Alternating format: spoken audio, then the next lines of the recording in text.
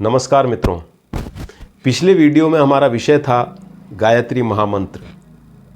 अब सवाल यह है कि गायत्री मंत्र को कहीं भी कभी भी बोल सकते हैं या शास्त्र के अनुसार उसके कुछ नियमों का पालन करना ज़रूरी होता है।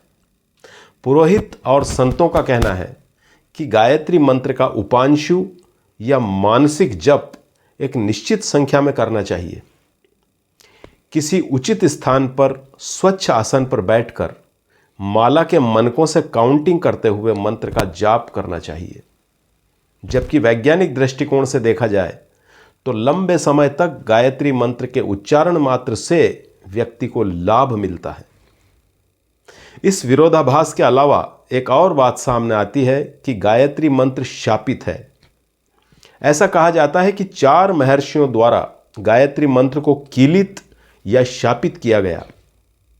पहले हैं ब्रह्मा, दूसरे महर्षि वशिष्ठ, तीसरे हैं ऋषि विश्वामित्र और चौथे शुक्राचार्य।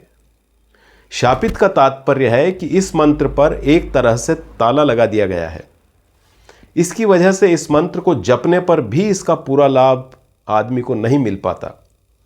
यदि किसी को इसका पूरा लाभ प्राप्त करना है तो क्या करें?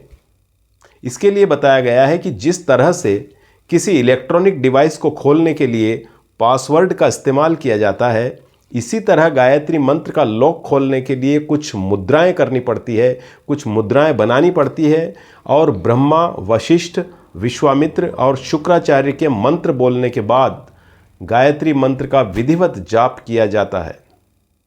तो यह महामंत्र इतना अद्भुत और इतना चमत्कारी है जिसकी हम कल्पना भी नहीं कर सकते।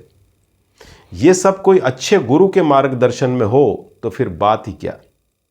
अब सवाल ये उठता है कि इन ऋषियों ने इस मंत्र को शापित क्यों किया? इस पर एक प्रकार से लॉक लगा दिया गया। इसकी वजह क्या है? इसकी वजह है कोई भी साधक इसको आसानी से सिद्ध करके इसकी शक्तियों का दुरुपयोग न कर सके, क्योंकि इस महामंत्र की शक्तियां बड़ी असीम है। पंडित धीरेन्द्र कृष्ण शास्त्री कहते हैं कि इस मंत्र के सिद्ध होने पर इसके प्रभाव से किसी को स्वस्थ भी किया जा सकता है और समाप्त भी किया जा सकता है। इसको आसानी से साध कर कोई दुरुपयोग ना कर सके, इसलिए इस पर 4 प्रकार के ताले लगाए गए हैं। इन तालों को कुछ मंत्र और विभिन्न मुद्राएं बनाकर खोला जा सकता है और फिर गायत्री मंत्र का जाप करने से पूरा लाभ मिल सकता है।